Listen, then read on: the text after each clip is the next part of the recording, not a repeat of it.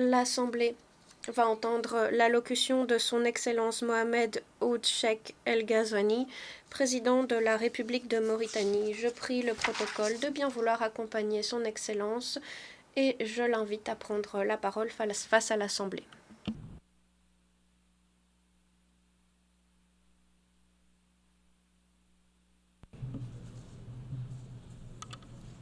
Bismillahirrahmanirrahim.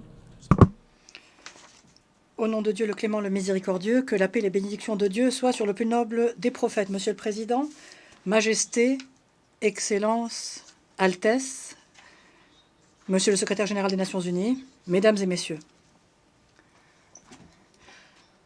Permettez-moi tout d'abord de féliciter chaleureusement Son Excellence Monsieur Philémon Yang de sa présidence de la 79e session de l'Assemblée générale des Nations unies, lui souhaitant plein succès à la tête de l'Assemblée générale. Je voudrais également féliciter Son Excellence Monsieur Denis Francis de sa grande sagesse lors de la conduite des travaux de la 78e session de l'Assemblée générale. Permettez-moi également d'exprimer ma grande appréciation aux efforts consentis par M. Antonio Guterres, secrétaire général des Nations unies, pour développer notre organisation et renforcer son rôle en tant qu'expression institutionnelle efficace de notre volonté commune à faire face aux différents défis présents dans notre monde sur le chemin du développement durable global. Majesté, Altesse, Excellence, Mesdames et Messieurs, le thème de cette session, à savoir ne laisser personne de côté, agir ensemble pour la paix, le développement durable et la dignité humaine des générations présentes et futures, résume fermement et clairement les buts et objectifs de la Charte des Nations unies et traduit par là même l'étendue de notre conscience collective sur la nécessité de renforcer notre coopération et de coordonner nos efforts pour faire face aux défis actuels.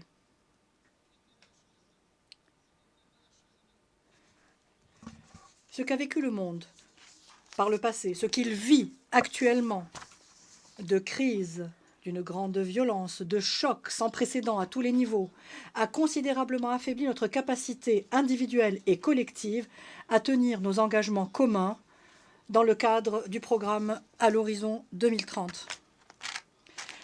La situation internationale actuelle a des effets fort délétères sur les efforts visant à réaliser le développement durable, tout particulièrement sur le continent africain, qui souffre de profonds déséquilibres et d'obstacles structurels et conjoncturels qui entravent ses efforts de développement et ralentissent son avancée vers la réalisation des programmes 2030 de l'ONU et 2063 de l'Union africaine. En effet, notre continent continue à souffrir de la pauvreté, de la vulnérabilité, du chômage, de la faiblesse des systèmes de santé et d'éducation, qu'il s'agisse de qualité ou d'universalité. À cela s'ajoute le terrorisme, les conflits armés et les effets dévastateurs des changements climatiques. Ce paysage fort sombre en Afrique démontre fortement l'urgente nécessité que revêt l'atténuation du poids de la dette des pays africains et la correction des déséquilibres évidents dans le système d'aide au développement, de la gouvernance internationale, qu'elle soit politique et financière, et le renforcement de la coopération multilatérale de façon générale. En effet, cela est de nature à pousser le continent vers l'émergence économique, de sorte à ce qu'il redouble d'efforts pour tenir les engagements des États africains relatifs aux ODD à l'horizon 2030 vis-à-vis de la communauté internationale. En République islamique de Mauritanie, et en vertu de ces engagements, nous avons fait de la réalisation des ODD un but central vers lequel convergent toutes nos politiques publiques. Nous sommes parvenus à améliorer nombre d'indices relatifs aux ODD. Cela est reflété par notre classement qui s'est améliorée dans les rapports des Nations Unies sur le développement durable, le rapport de 2024.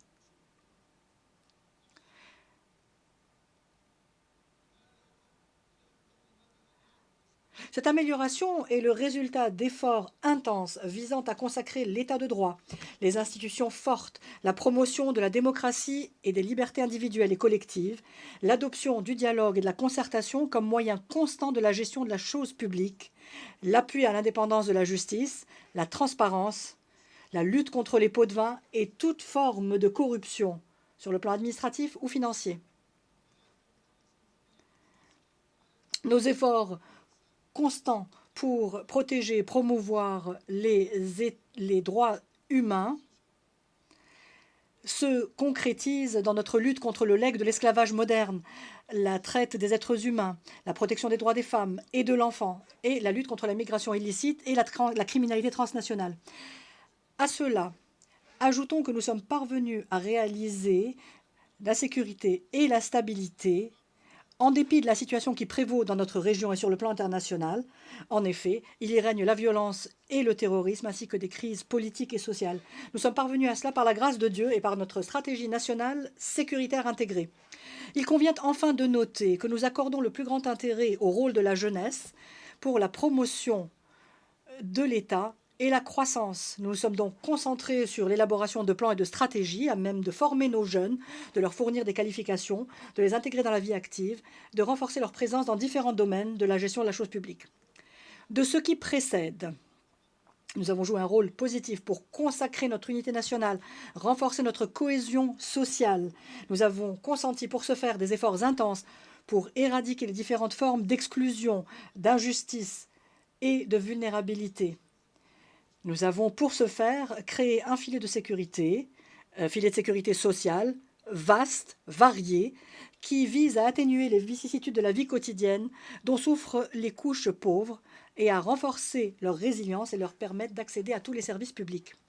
Par ailleurs, nous avons lancé le processus prometteur de la réforme de notre système éducatif dans le but de fonder, consacrer une école républicaine incarnant les valeurs de l'égalité et de l'équité, garantissant à tous, dans les mêmes conditions, une excellente éducation servant d'ascenseur social. Parallèlement à cela, nous avons redoublé d'efforts pour élargir et améliorer la palette de services de santé que nous offrons à nos citoyens et pour garantir l'accès aux médicaments. Nous avons par ailleurs créé une caisse d'assurance médicale pour les citoyens qui ne bénéficient pas des programmes d'assurance classiques.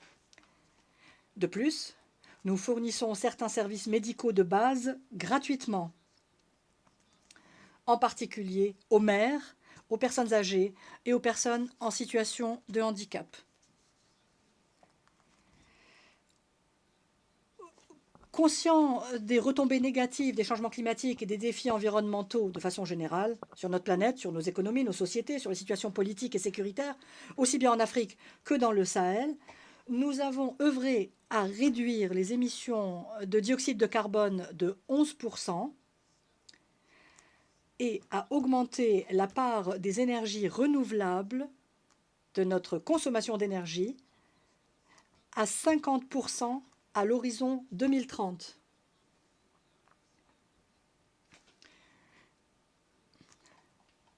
Nous prévoyons de redoubler d'efforts dans ce domaine pour adopter un programme de développement de l'hydrogène vert.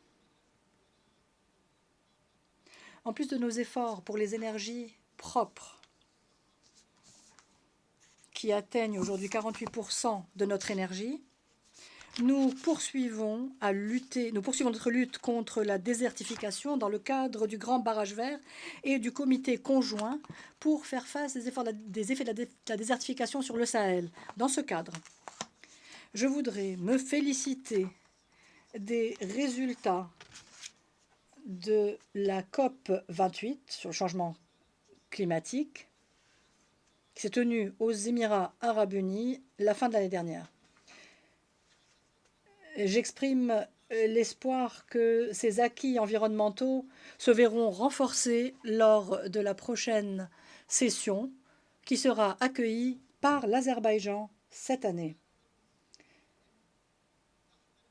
Nous sommes pleins d'espoir que les États industrialisés tiendront leurs engagements relatifs à la réduction de leurs émissions, ainsi que leurs engagements du sommet de Paris.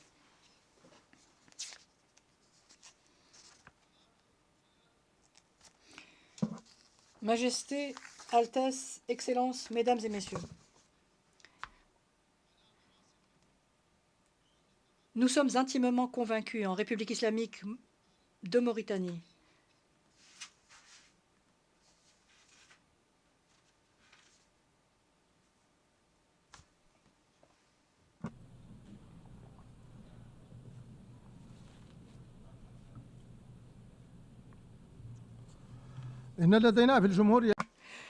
Nous sommes intimement convaincus en République islamique de Mauritanie que l'efficacité de la coopération entre États est tributaire de relations basées sur l'amitié, la confiance et le respect mutuel. C'est pour cela que notre politique extérieure s'articule sur la non-ingérence dans les affaires internes des États, sur le renforcement de la coopération et de l'amitié, sur le maintien de la paix et de la sécurité internationale et sur l'appui des questions justes en se basant sur le droit international, la Charte des Nations Unies, l'acte constitutif de l'Union africaine, la Ligue des États arabes et l'Organisation de coopération islamique. C'est pourquoi nous aimerions réitérer ce qui suit. Notre ferme condamnation à la guerre de génocide menée par Israël contre le peuple palestinien désarmé, en violation flagrante du droit international et du droit international humanitaire. Nous exigeons l'arrêt immédiat de cette guerre et réitérons notre attachement au droit du peuple palestinien à la dignité et à la souveraineté au sein d'un État indépendant, avec Jérusalem-Est comme capitale, telle que le prévoit l'initiative de paix arabe et les résolutions internationales pertinentes.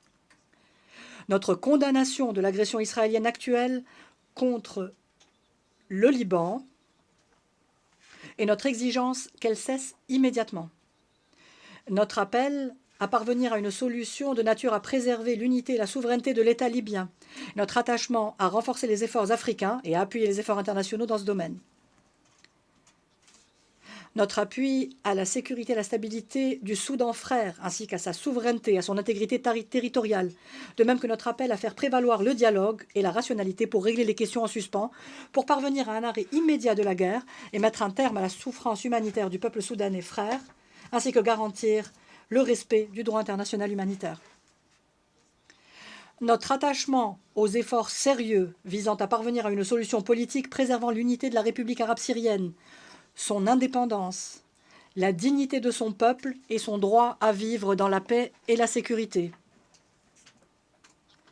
Notre soutien au droit au Yémen frère. Nous appelons à suivre la voie de la solution pacifique en se basant sur l'initiative arabe et les résolutions internationales pertinentes. Notre position constante vis-à-vis du conflit au Sahara occidental et notre appui aux efforts des Nations Unies et aux résolutions pertinentes du Conseil de sécurité visant à une solution durable et acceptable pour tous. Notre préoccupation de la poursuite de la guerre russo-ukrainienne, notre exigence de parvenir à une solution qui mette un terme au conflit, tiennent compte des préoccupations des deux parties en vertu du droit international de la Charte des Nations Unies, évitant ainsi à la région et au monde plus de tragédies et de destruction. Majesté, Altesse, Excellences, Mesdames et Messieurs, le sommet de l'avenir, qui a conclu ses travaux hier, a démontré combien nous étions conscients de notre responsabilité collective vis-à-vis de notre avenir commun. Le sommet, de par ce qu'il a adopté comme mesures et plans, a démontré que nous sommes encore en mesure de faire de notre avenir un avenir de sécurité, de paix, de prospérité, de développement durable global, dont ne serait exclu aucun pays ni aucun peuple. Renforçons donc la confiance mutuelle, intensifions notre coopération multilatérale, accélérons la réforme des règles de notre gouvernance internationale politique et financière pour qu'elle soit plus juste, plus équilibrée, plus équitable. Et nous pourrons alors, si Dieu le veut, sortir notre planète de sa perte et garantir un avenir radieux aux générations actuelles. Et je vous remercie.